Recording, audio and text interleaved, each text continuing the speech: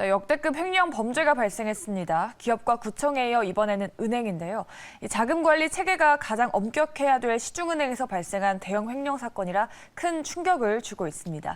이슈 돋보기로 자세히 파헤쳐보죠. 오늘 이 시간은 인사이트K 연구소 배종찬 소장 모시겠습니다. 안녕하십니까? 안녕하십니까? 네, 정말 충격이 큽니다. 이게 네. 4대 시중은행이잖아요. 그렇죠. 뭐 지점도 아니고 본점이고 본점이고요. 자금도 600억이라는 진짜 어마어마한 금액인데 네. 이런 일이 어떻게 발생할 수가 있었을까요? 내용을 파악하면 그래서는 안 되지만 그럴 수도 있겠다라는 생각이 들 정도로 네. 좀 허술했던 건 아닌가라는 비판이 또 지적이 쏟아지고 있습니다.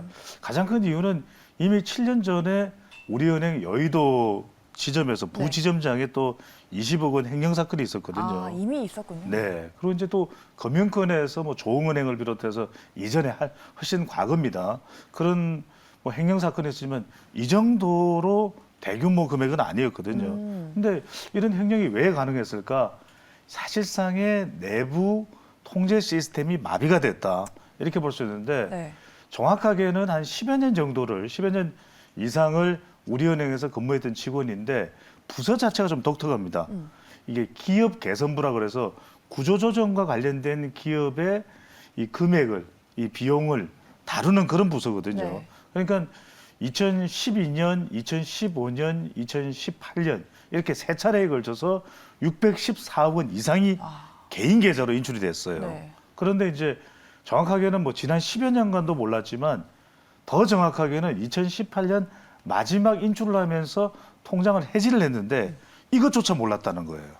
너무 근데 부실했네요. 아니 614억 원이 자기 은행에서 돈이 빠져나가는데 몰랐을 수가 있을까? 이걸 도대체 우리가 이해하기가 너무 힘들다는 건데 또 그럴 수 있음직하다고 보는 이유는 뭐냐면 네. 2011년, 2012년에 대우 일렉트로닉스 아실 거예요. 네. 지금은 위니아전자입니다. 이 대우 일렉트로닉스를 이제 이 해외에 이제 팔기 위해서 이란의 엔텍합이라는 회사가 사겠다 이렇게 하고 계약 보증금을 한 700원 이상이 채권단에 우리은행도 채권단이었어요. 네. 돈을 이제 집어넣어놨는데 그 돈이 이제 계약이 무산되면서 몰수가 됐죠. 그런데 이 돈을 돌려받지 못하던 이란이 바로 이 돈입니다. 이 돈이 횡령당한 거예요. 이 돈이 횡령이 됐는데 담당하는 부서에 이 횡령한 이 직원이 업무를 담당을 했던 것이죠. 그런데 이것도 어떻게 알게 됐냐면 국가 간 소송을 통해서 이제 이란에서 이 돈 달라는 거예요. 네. 그래서 소송에서 이겼어요. 그래서 돌려주려고 하다 보니까 확인해 보니까 없는 거예요. 그래서 확인이 됐다니까 이 얼마나 어처구니가 없는 일인가 네. 싶은 생각이 듭니다. 네. 근데 이번 우리은행 사건을 보면서 아마 얼마 전에 있었던 비슷한 사건 떠올리시는 분들도 네. 많이 계실 겁니다. 오스템 임플란트 횡령 사건인데요. 이게 발생한 지 몇 달도 지나지 않아서 또다시 비슷한 사건이 반복이 된 겁니다. 그렇죠. 그런데 금감원의 반응이 좀 달랐다고요? 예, 왜냐하면은 이게 화들짝 놀랄 수밖에 없는 거죠. 네. 왜냐하면 비판을 받았던 금융감독원이었기 때문에 더군다나 금융권입니다. 4대 지주예요. 이러다 보니까 금융감독원에서는 빨리 이 감리에 들어간 겁니다. 네. 감리에 들어가서 지금 이제 이 비용과 관련된 이 예금과 관련된 이 관련된 부분들을 이제 보전금 들어와 있던 이 부분을 집중적으로 감리하고 있지만 이제는 우리은행 전체의 재무제표까지도 감리하겠다. 네. 그러니까 이렇게 나올 수밖에 없는 이유가 금융감독원도 구멍이 났던 거예요. 왜? 지난해부터 올해 2월까지 우리은행을 종합 검사를 했습니다. 검사라는 표현을 썼는데 그런데도 이게 안 밝혀졌어요. 네. 그다음에 또 하나 뭐냐면 회계법인도 안진 회계법인이 담당을 했는데 이것도 못 밝혀냈어요. 그다음에 우리은행 스스로도 자체 내부 시스템도 뭐 수십 차례 내부적으로 대차 대조를 해보잖아요. 아, 돈이 빠져나간 게 없나. 우리가 왜 흔히들 이런 이야기합니다. 은행 창구에서 10원이 차이가 나도 그날 퇴근 못한다. 네. 들어보신 적 있죠? 그렇죠.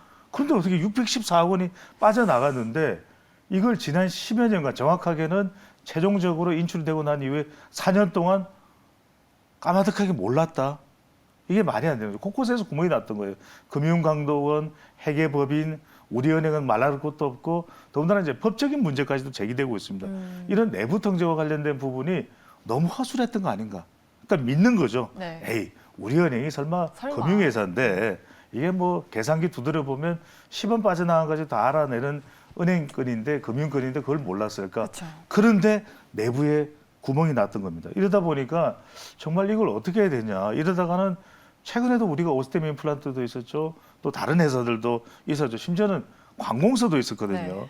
이거 정말 제대로 우리가 파악해내기가 힘든 것 아니냐. 아니면 눈 가리고 아웅하는 것 아니냐라는 이야기가 나오고 있는데 지금 이제 피해자입니다. 이 돈을 횡령한 직원은 이제 자수를 했고 체포를 했고 그다음에 동생까지도 공범일 수 있다. 이렇게 해서 남대문 경찰서에 체포가 돼 있는 상태입니다.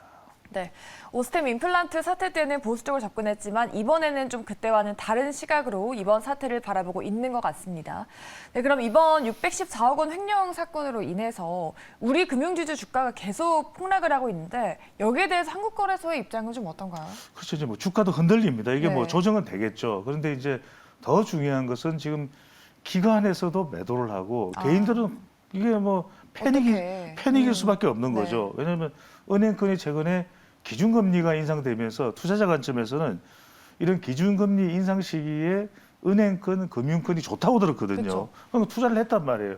그런데 이런 상황이 벌어져서 주가가 내려가 버린다. 그러면 개인 투자자에게 상당히 타격이 될 수밖에 없고 최근에는 줄곧 어느 종목 가릴 것 없이 지금 외국인들이 매도세인데 이렇게 네. 되면 더 매도할 수밖에 없는 것이고 결국 금융권은 신뢰가 중요할 수밖에 없고 이미지도 얼마나 중요합니까? 그쵸. 사실 금융권과 또 은행권은 보험회사도 마찬가지입니다. 이미지를 먹고 산다.